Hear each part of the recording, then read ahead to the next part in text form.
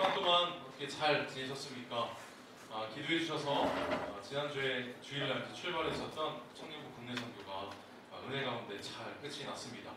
뭐 다녀오신 분들도 뭐 그럴 테고 또 안 가신 분들도 무슨 일이 있었는지 아마 궁금하시지만 뭐 이제 주보임이 나간 것처럼 8월 넷째 주에 이 여름에 저희가 했던 모든 행사들을 다시 한번 리마인드하고 또 국내 선교가 어떻게 진행이 됐었는지에 대해서는 그때 이야기를 좀 하는 것으로 하겠습니다.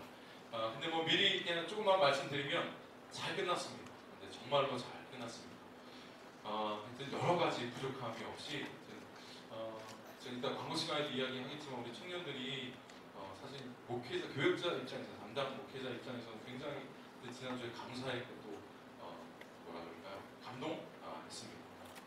국내 선교를 함에 있어서 재정적인 부분도 정말로 부족함이 없이 처음에 저희가 지난주에 헌금하기 전에 있었던 그 헌금액이 그대로 지금 쌓여 있어요. 무슨 말이겠어요?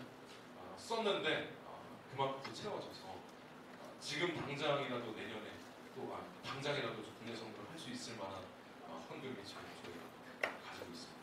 너무너무 여러 가지 감사드립니다. 무엇보다 이 일에 관심을 가져주시고 또 기도해 주시는 우리 청년들 또 이 모든 일들을 이루시는 하나님께 감사드립니다. 근데 이 여름 행사 모든 여름 행사들 하여튼 감당해 주시고 동참해 주신 우리 여러분들께 감사드립니다. 우리 그런 의미에서 우리 옆에 있는 지체들과 이렇게 인사합시다. 우리 하나님과 당신에게 감사드립니다. 이렇게 함께 인사합니다. 하나님과 당신에게 감사합니다. 8월달은 진여행 설교 시리즈를 계속 이어가려고 합니다. 그리고 국내 선교 보고 예배로 넷째 주에는 모이게 됩니다. 이제 큰 행사들이 다 끝이 난 만큼 또 이제 말씀을 통해서 우리의 믿음을 다져나가기를 원합니다. 또 수련회 때 여러 가지 모양으로 은혜 받았는데 그걸 까먹고 사는 인생이 아니라 그 은혜를 품고 그 은혜 위에 살아가기 위해서 더욱더 우리가 계속해서 진행해왔던 진여행 설교 시리즈를 이어가도록 하겠습니다. 자, 오늘은 진여행 7번째 설교입니다. 그러므로 생각하라 라고 하는 제목으로 말씀을 전하겠습니다. 여러분 우리나라 공중파 방송국이 3개가 있죠. KBS가 있고 SBS, MBC가 있죠. 공중파 방송이 3군데가 있는데 그 중에서도 이제 공영방송국은 이제 KBS가 이제 공영방송국이죠. 여러분 그래서 이제 그 연예인들이나 이렇게 방송하는 사람들 이렇게 나와서 하는 얘기를 가끔 들어보면 다른 방송국에 출연할 때보다 KBS에 나올 때 뭔가 이렇게 기준이 좀 더 엄격하다는 거예요. 왜 그러냐면 공영방송국이니까 이제 그렇다는 거죠. 그래서 이렇게 가요 프로 같은 거 해도 이렇게 요즘에 진짜 왜 이렇게 걸그룹들이 이렇게 난리여? 여러분이 돼서 그런지 모르는데 어쨌든 공영방송이니까 그 KBS에 나올 때에는 그런 복장이나 이런 것도 이제 신경을 써야 되고 말하는 거, 이런 것도 비속어 이런 걸 함부로 이제 쓸 수 없는 방송국이 이제 KBS이죠. 여러분 그런데 2014년 작년이죠. 작년 2월달에 무슨 일이 있었냐면 소치 동계올림픽이 있었습니다. 혹시 기억나시나요? 작년 동계올림픽 때 가장 큰 이슈가 뭐였습니까?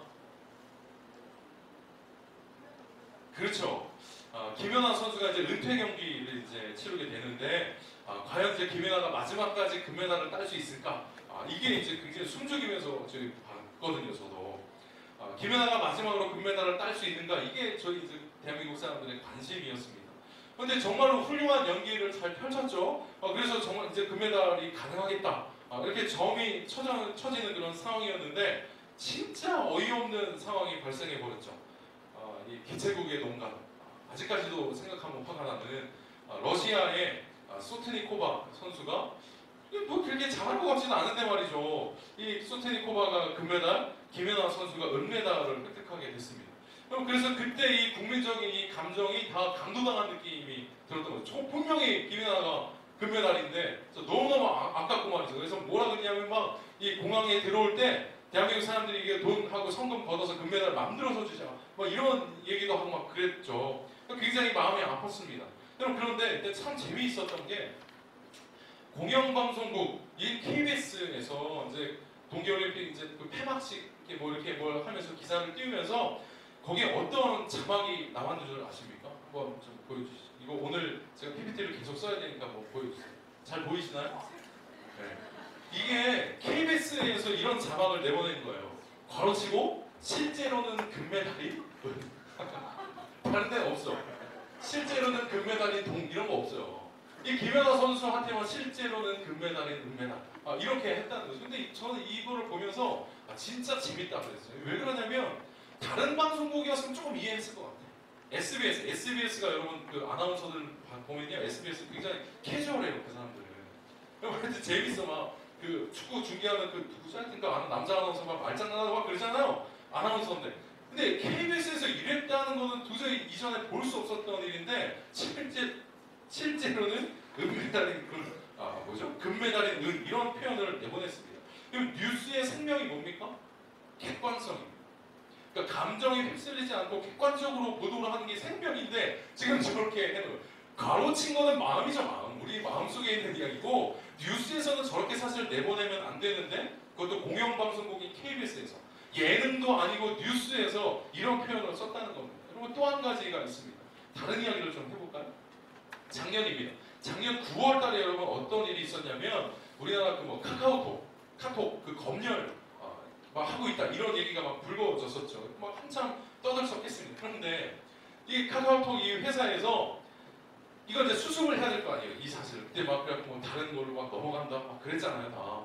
그러니까 이걸 수습을 해야 되는데 그 수습을 하기 위한 그 사과문과 공지문을 게재를 하는데 거기에 어떤 그 이름이 붙었는 줄 아십니까? 한번 이것도 보여주시죠.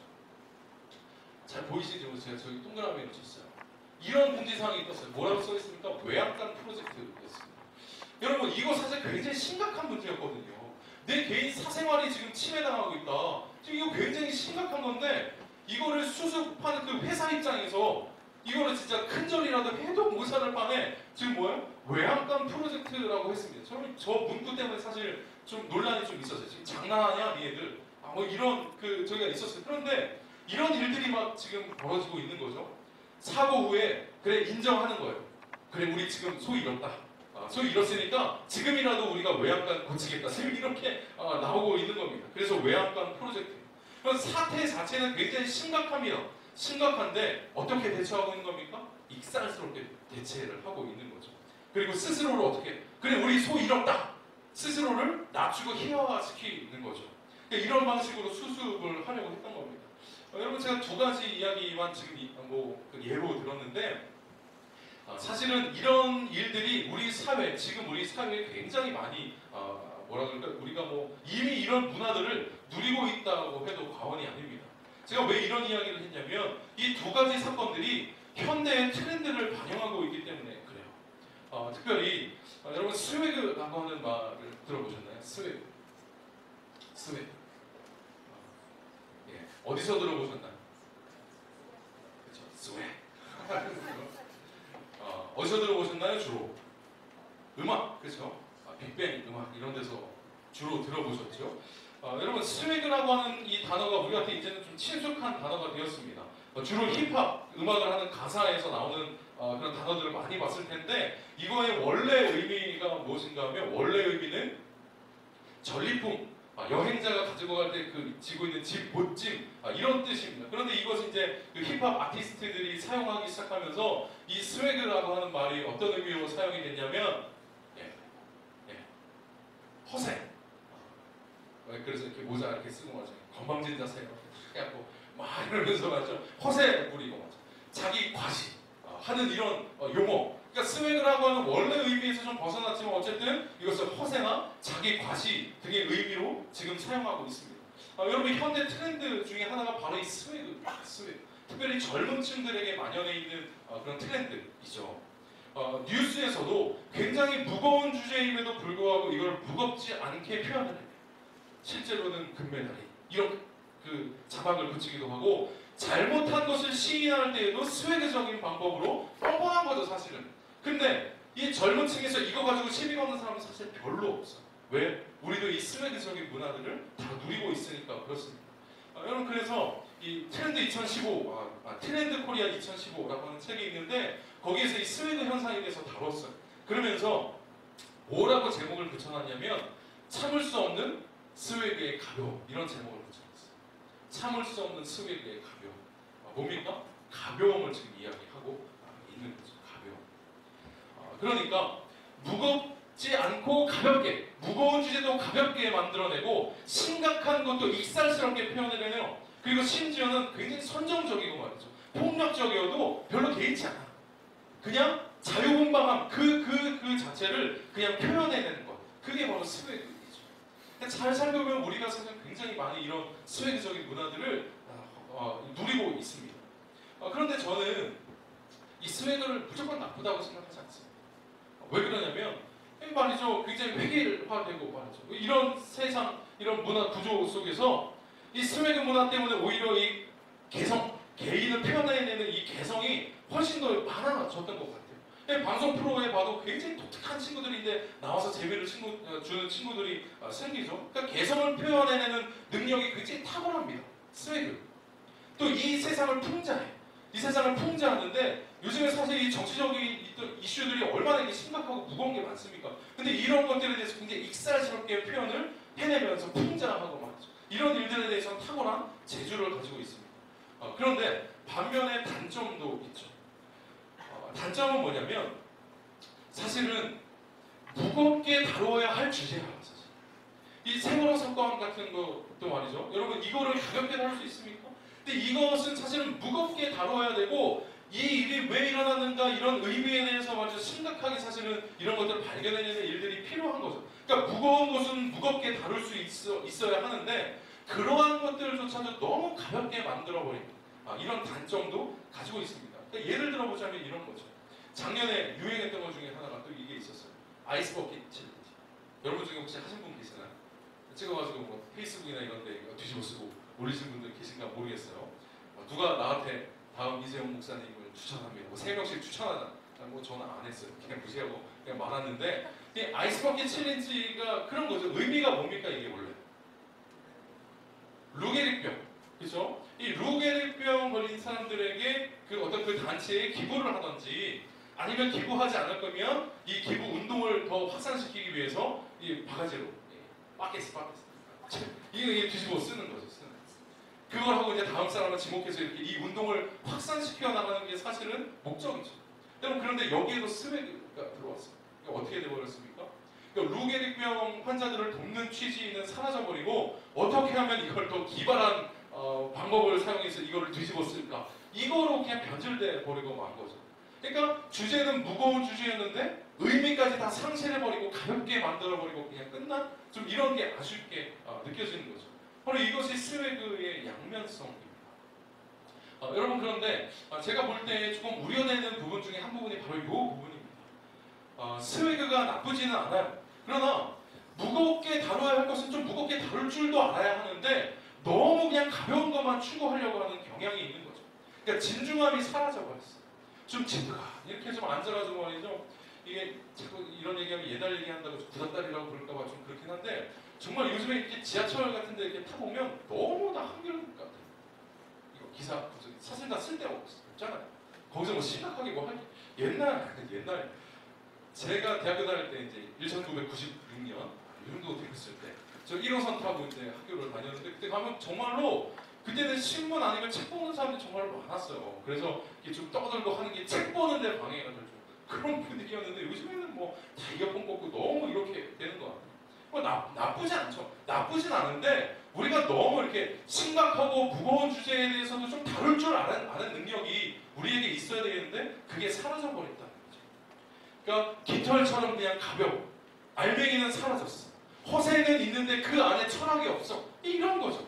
그냥 가벼움을 위한 가벼움. 사실 이게 원래 스웨그 문화의 본질이 아닌데 그냥 이게 완전히 변질돼 버리고 말았어요. 가벼움을 위한 가벼움.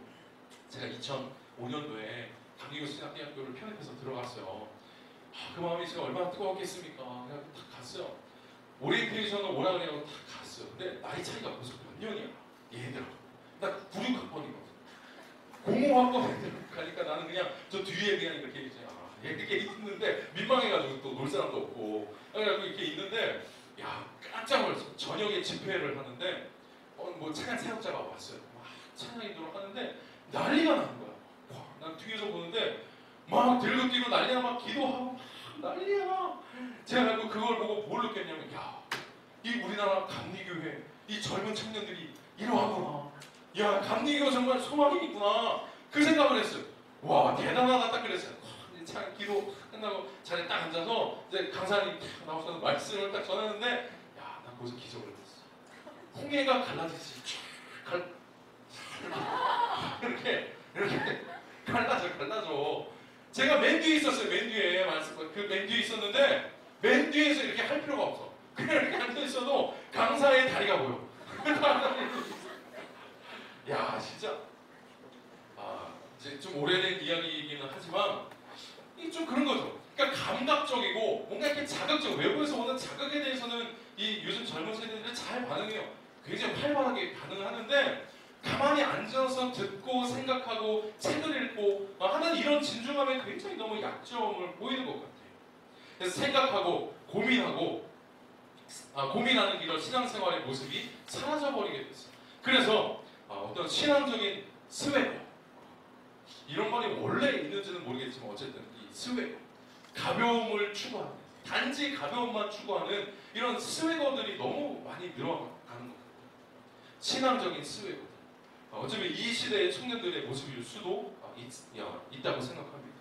여러분, 올해 청년부 이 주제가 표어가 진염행이죠. 그런데 이 진염행 중에 마지막 그러니까 행동하는 사람, 그리스도인으로 살아가는 사람, 이런 사람이 여러분 되기 위해서 반드시 거쳐야 될 게 있어요. 내가 그리스도인으로 살아가는 것은 그냥 나는 교회 다니니까 살아가는 게 아닙니다. 여러분, 지와 염의 단계를 잘 거쳐가야 돼요. 근데 지와 염의 이 단계가 하나님이 누구이신지 아는 단계, 지죠? 그리고 이 하나님이 하신 일이 나와 무슨 상관이 있는가를 생각하는 염이죠? 여러분, 이 두 가지의 진중함을 놓치면 살아가는 일에 버거울 수밖에 없습니다. 그래서 우리가 신앙적인 스웨거들로 살아가지 않기 위해서 정말로 필요한 것이 바로 생각. 그래서 올해 이 8월달 제가 이제 설교를 할 때에는 좀 그 부분에 대해서 좀 같이 이야기를 하고 싶습니다. 특별히 오늘 우리가 읽은 이 본문에서 바울 사도가 동일하게 우리에게 그렇게 지금 권면해주고 있는 거예요. 여러분, 성경 가지신 분들 한번 보시죠. 오늘 본문 11절을 한번 좀 보시죠. 슬쩍 보세요. 11절 서두에 뭐라고 나와 있습니까? 네, 두 단어만 읽어보세요. 자, 시작.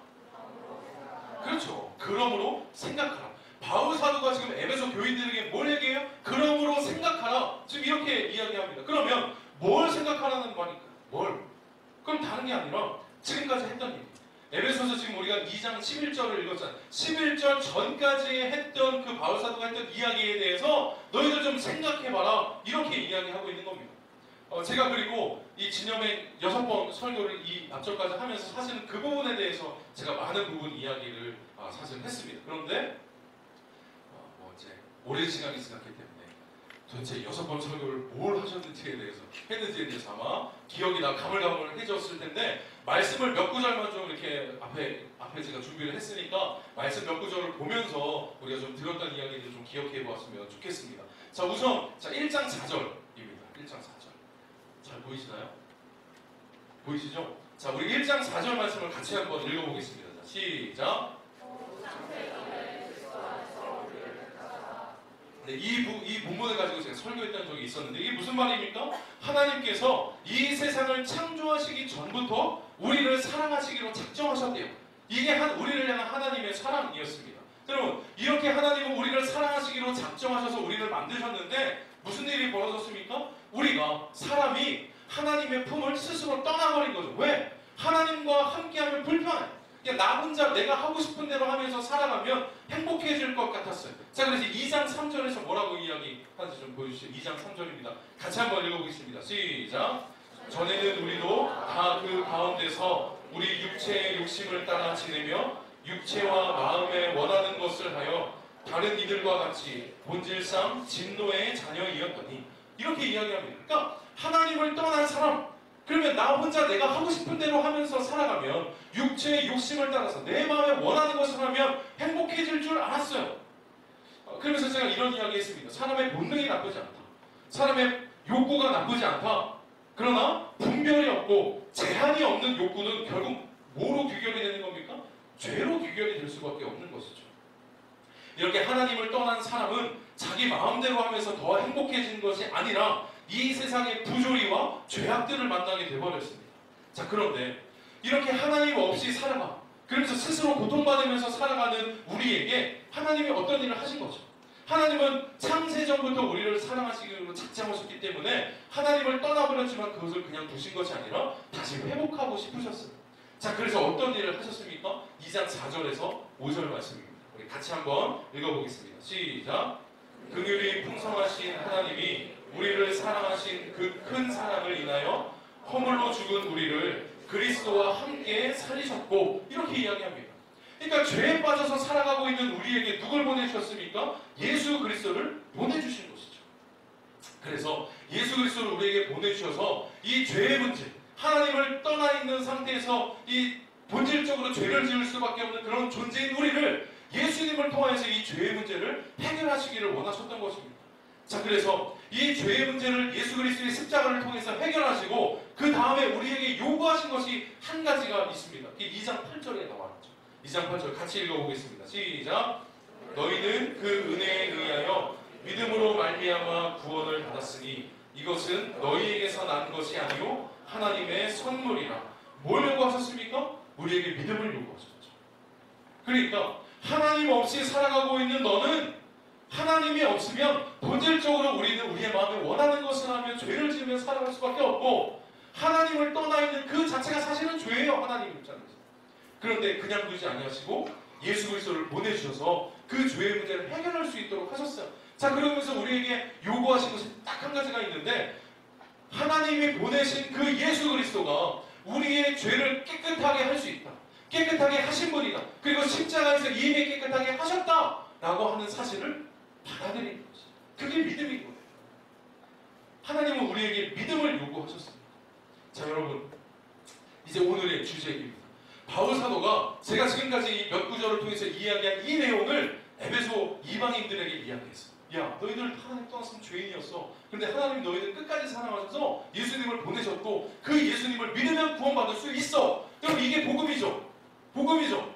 지금 이 에베소의 사람들에게 이 복음을 제시한 후에 뭐라고 11절에서, 오늘 본문 11절에서 이야기하냐면 그러므로 생각하라고 이야기해요.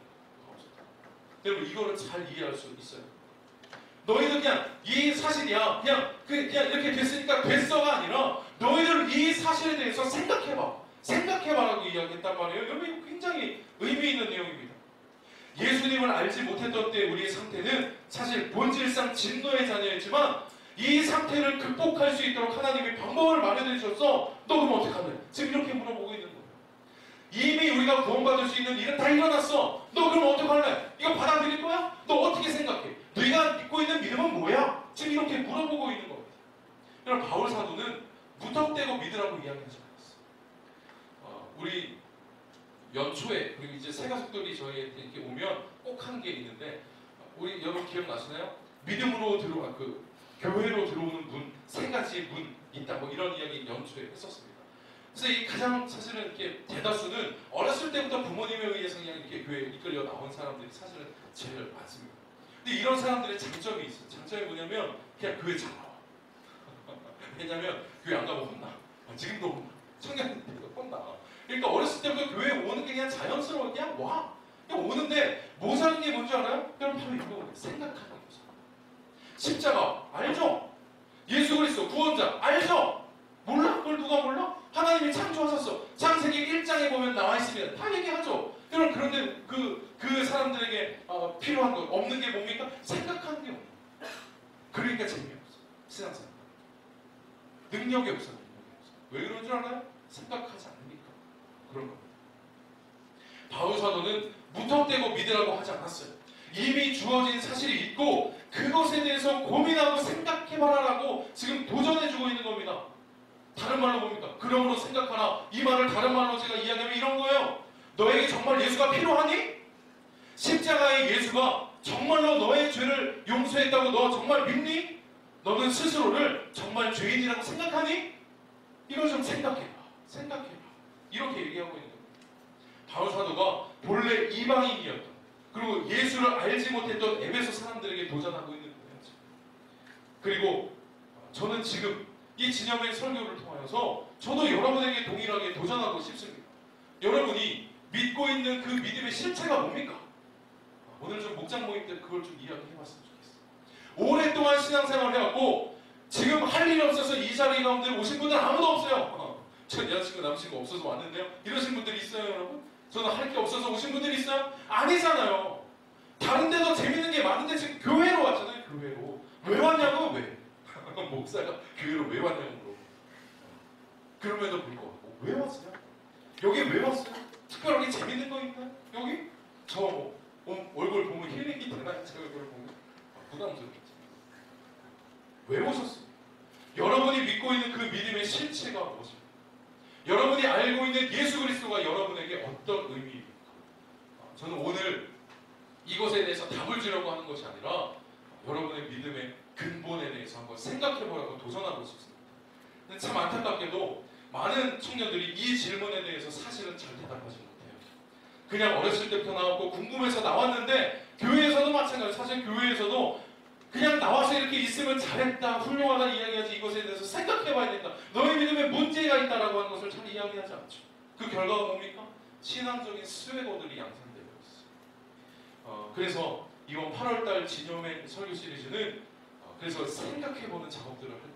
자, 그리고 그 생각에 있어서 아주 주된 예수 그리스도, 예수 그리스도가 하신 일, 이것이 무엇인지에 대해서 남아있는 이 두 번의 설교를 통해서 제가 이야기하고 싶은데, 그래서 다음 주에는 예수에 대해서 이야기를 좀 하고 싶습니다. 우리 믿음의 대상인 그 예수를 아는가, 특별히 베드로, 예수님의 제자였던 베드로의 관점에서 보는 예수, 이 설교를 다음 주에 하도록 하겠습니다. 그리고 16일 날에는 지식에 넘치는 그리스도의 사랑, 우리를 향한 하나님의 예수 그리스도의 사랑이 무엇인지에 대해서 좀 이야기하는 그런 시간이 우리에게 있을 것입니다. 그래서 사실은 주제 자체가 좀 무겁고 힘들더라도 여러분 신앙적인 스웨거들이 되지 마세요. 이런 것에 있어서 강점을 가진 그런 공동체가 되었으면 좋겠습니다. 마지막으로 한 가지만 이야기하고 설교를 마치죠. 여러분 혹시 불교에 좀 관심을 가진 청년들 있습니까? 불교 용어 중에 도노 돈수, 도노 점수라고 하는 것이 있습니다. 보여주시죠. 도노 돈수, 도노 점수라고 하는 게 있어요. 여러분 지금 제가 지금 여러분들에게 도전하고 싶은 게 생각하라라고 하는 거잖아요. 생각해라. 너의 믿음의 실체에 대해서 생각해라. 지금 이건데 여러분 사실 타종교이긴 하지만 이 생각하기에 있어서는 불교가 굉장히 탁월합니다. 이 사람들을 따라가는 게 사실 쉽지 않아. 그러니까 사실 구원의 문제에 있어서는 저는 기독교밖에 없다고 생각하지만 어떤 인생을 살아가는 데 있어서 깊은 성찰이나 명상들에 있어서 이 불교의 어떤 그런 지혜들은 사실 무시할 수는 없어요.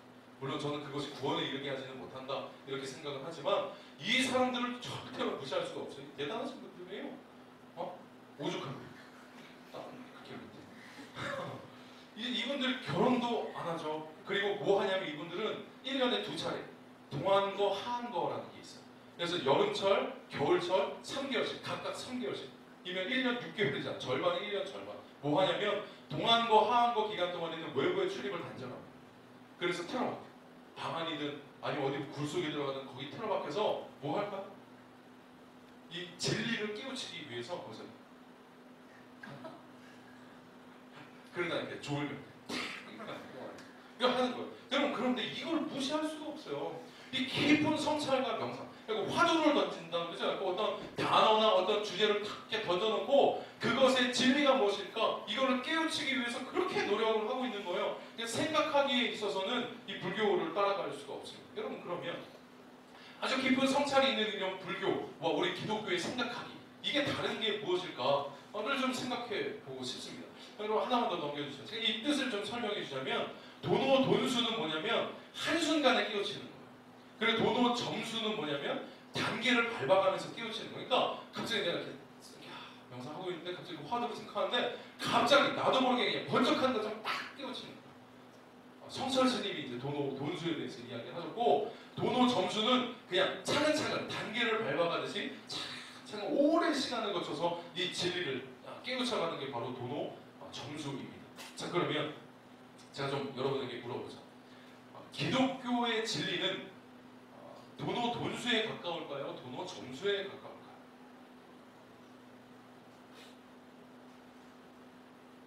네. 도노 돈수. 나는 도노 돈수 같다. 네. 도노 점수 같다. 나머지는 잘 모르겠다죠. 이걸 좀 이야기하죠. 어떤 목사님이, 제가 이제 직접 그 목사님의 이야기를 좀 들었는데, 어떤 목사님이 불교 그러니까 절에 찾아갔어요. 절에 찾아가서 문을 두드리고 스님을 좀 만나고 싶고, 거기에 계신 주실 스님을 만나고 싶어서 갔대요. 문을 두드리고, 저는 기독교 목사인데 우리 스님하고 좀 대화를 해보고 싶어서 왔습니다. 딱 이랬더니 그 스님이 잘 받아서 들어오시라. 이게 딱 들어갔다는 거예요. 이 목사님이 내심 이걸 생각하면서, 불교 가면 왜 그 절 음식이 있잖아요. 사찰 음식. 그리고 차, 왜 이렇게 도자기 같은 거 그냥 그렇게 해가지고 따라주면 이렇게 가부좌를 틀게 그냥 딱 이렇게 마시면서 말이죠. 이 얘기하고 이런 걸 딱 꿈꿨는데, 종이 그 컵에다가 믹스 이렇게 타줘가지고 이렇게 실망했다. 어쨌든 이야기를 하는데, 완전 이제 기독교의 어떤 진리, 또 불교에서 말하는 이야기를 같이 이야기하다가 이런 얘기를 했다는 거예요, 이 목사님이. 보통 불교에서는, 보통 불교에서는 도노 돈수보다 사실 도노 점수가 더 일반적입니다. 그러니까 보통 불교에서는 도노 점수가 아닙니까? 이렇게 했더니 그 스님이 맞습니다. 그렇게 이야기를 하더라고요. 그런데 그때 이 목사님이 이렇게 얘기해요. 저희 기독교는 도노 점수가 아니라 도노 돈수에 더 가깝습니다. 그럼 뭐예요? 진리를 이미 깨우쳤다라고 하는 이야기를 하는 거죠. 그러니까 이 스님이 깜짝 놀라야 되는 거예요. 그런데 이유를 설명했는데, 이유는 간단하죠. 여러분, 기독교가 지금 여러분 와 있는 여러분들이 진리를 깨우치기 위해서 생각할 필요가 있나요? 네? 그러면 우리 여기 방을 이제 수십 개 만들어놔야죠. 진리를 이런 식으로 도노 점수로 진리를 깨우쳐야 한다면 여기다 방석 갖다 놓고 내가 대나무 이거 딱 갖다 놓고 그거 해야죠, 여러분. 근데 여러분, 기독교에 있어서는 진리를 깨우치기 위해서 우리가 기도하고 할 필요가 없죠. 왜? 진리는 이미 주어졌으니까 우리에게. 여러분, 기독교에 있어서의 구원의 개념과 불교에 있어서의 해탈의 개념이 좀 상응하는 부분이 있습니다. 그런데 이 불교는 이 득도를 해야 돼요. 득도. 도를 깨우쳐야 윤회의 고리가 끊어져. 그리고 우리가 말하는 천국 같은 그 극락으로 간다라고 이야기를 한단 말이에요. 그런데 우리는 뭡니까? 우리는 예수님 믿고 그냥 구원받는 거예요. 그러니까 이 사람들에게 있어서의 관건은 뭐냐면, 끊임없는 생각을 통해서 득도하는 게 관건이에요. 아니면 내년에 우리가 다음 생에 뭘로 태어날지 몰라. 이렇게 생각한 거예요. 근데 우리 기독교는 도노 점수가 아니죠. 진리 자체를 깨우치기 위해서 노력하는 게 아니라 이미 우리에게 주어진 그 진리, 그 진리에 대해서 내가 어떻게 반응할 것인가, 이게 관건인 거죠. 그러니까 진리 자체를 깨우치기 위한 생각하기가 아니라, 진리를 깨우치는 것이 아니라 뭐예요? 진리에 내가 반응할 것인가 아닐 것인가, 예수 그리스도의 십자가를 내가 내 인격으로, 내 전인격적으로 반응을 할 것인가 아닌가, 이거에 대해서 생각하는 것이지 진리 자체를 여러분들이 깨우치기 위해서 노력하는 것이 아니라는 겁니다. 여러분, 이걸 잘 생각해 주셨으면 좋겠습니다. 진리를 깨우치려고 여러분에게 생각하는 게 아니라는 거예요. 진리는 이미 우리에게 주어져 있습니다. 그 예수 그리스도의 십자가의 의미를 다시 한번 되새기고, 그게 여러분들에게 어떤 의미가 있는지에 대해서 생각하셔야 돼요. 여러분에게 구원자이신 예수님이 정말로 필요하십니까? 그러면 왜 필요하십니까? 여러분의 삶에 하나님이 필요한 만큼의 갈망과 그런 공허함들이 여러분 있습니까? 여러분 지금 여기에 나와 있는 이유가 뭡니까? 우리 이것에 대해서 생각하셔야 돼요. 이 질문들에 대한 해답은 사실 이미 주어져 있습니다. 진리는 주어져 있죠. 다만 여러분들은 이제부터 여러분들에게 주어진 그 진리에 대해서 생각하고, 또 씹고 말이죠. 이 성경 씹고 말이죠. 물어뜯고 말이죠. 이해하기 위해서 맛보고 즐기고 말이죠. 그러면서 그 진리에 대해서, 그 진리를 내 고백으로 만들면 되는 것입니다. 여러분, 그러니까 더 이상 이제 우리가 신앙적인 스웨거들로 남아있지 말고 생각하기를 여러분 시작하셨으면 좋겠고, 생각하는 것을 통하여서 그 믿음이, 그 진리가 여러분의 것이 되어지는 은혜가 있기를 주님의 이름으로 축원합니다. 잠시 기도하겠습니다. 사랑해 주님, 감사합니다. 우리에게 진리이신 예수 그리스도를 보내주신 것 하나님 감사합니다. 하나님, 그런데 이제부터 우리에게 남아있는 것은 그 2000년 전의 예수 그리스도가 지금 나의 예수 그리스도가 되는 것, 이것이 정말로 우리에게 필요합니다. 오랫동안 그냥 교회에 나왔기 때문에 그냥 어떤 외형적인 모습을 갖추고 있기 때문에 그냥 내 믿음이 온전하다라고 여기는 것이 아니라 실제로 그러하다 하더라도 하나님 이 기회를 통해서 우리의 믿음을 다시 한번 돌아보고 우리의 믿음의 이유가 되시는 예수 그리스도가 우리의 삶에 어떤 의미가 있는지 다시 한번 생각하고 고민하는 그런 청년들이 될 수 있도록 도와주시옵소서. 그래서 이 시기가 잘 지나서 깊은 그런 기도와 또 묵상을 통하여서 정말로 진리이신 예수 그리스도가 나의 구원자입니다. 진실되게 고백할 수 있는 우리 꿈마을의 청년들 되도록 인도하여 주시옵소서. 믿사오며 예수님의 이름으로 기도드립니다.